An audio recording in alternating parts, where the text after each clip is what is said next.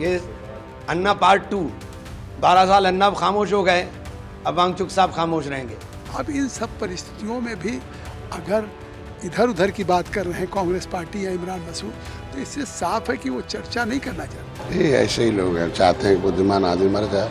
जब बुद्धिमान आदमी नहीं रहेगा तो बुद्धू बना के अपना सत्ता में आएंगे। कांग्रेस का आचरण अत्यधिक घटिया है। सियासत में अक्सर सवाल सिर्फ मुद्दों पर नहीं बल्कि नेताओं के अपने ही बयानों पर भी उठते हैं। एक तरफ नीट पेपर लीक और छात्रों के मुद्दे पर कांग्रेस सरकार को घेरते हुए सोनम वांगचुक के आंदोलन के समर्थन में खड़ी दिखाई देती है, तो दूसरी तरफ कांग्रेस पार्टी के सांसद इमरान मसूद वांगचुक को अन्ना पार्ट 2 बता रहे हैं। ऐसे में सवाल सिर्फ बयानबाजी का नहीं रह जाता बल्कि कांग्रेस पार्टी की कथनी और करनी पर भी उठता है, और यही वजह है कि बीजेपी पूरी ताकत के साथ कांग्रेस पर हमलावर है। नहीं, कल तक इमरान मसूद सोनम वांगचुक की दुहाई दे रहे थे। 26 दिन से जिन्होंने अनशन किया, तो इस बात के लिए तो नहीं कि सरकार ने पहल किया, सरकार के स्वास्थ्य मंत्री नड्डा जी, जितेंद्र जी उनके पास गए, उनसे वार्ता किया कि सरकार ये कार्रवाई कर रही है।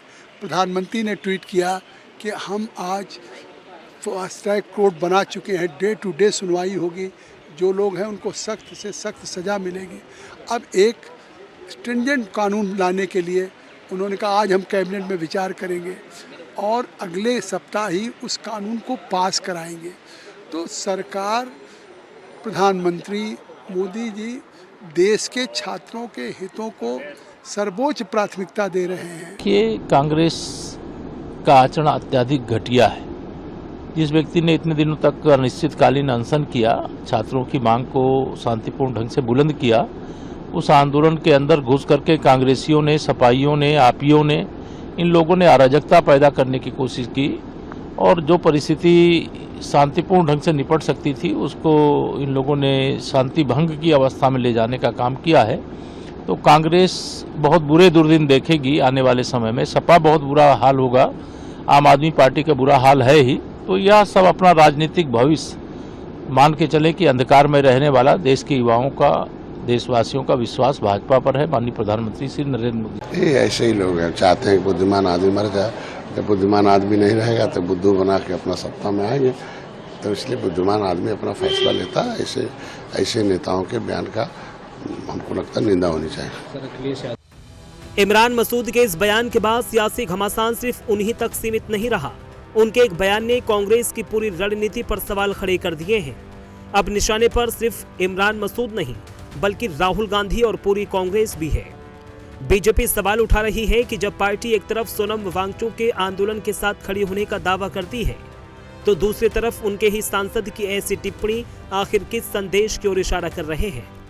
सोनम वांगचुक से बात की, सोनम वांगचुक का फास्ट खुलवाया, पूरा देश इसके लिए खुश है। सोनम वांगचुक की मांग थी पार्लियामेंट में चर्चा हो, तो पार्लियामेंट की चर्चा से भी राहुल गांधी भाग रहे हैं और उन्होंने अपने नेता इमरान मसूद को बोला है कि सोनम वांगचुक को गालियां दे, अपमानित करे। और सोनम वांगचुक को अपमानित करने वाले बयान इमरान मसूद ने दिए। बोला है कि सोनम वांगचुक डील मेकर है, डील कर दिया।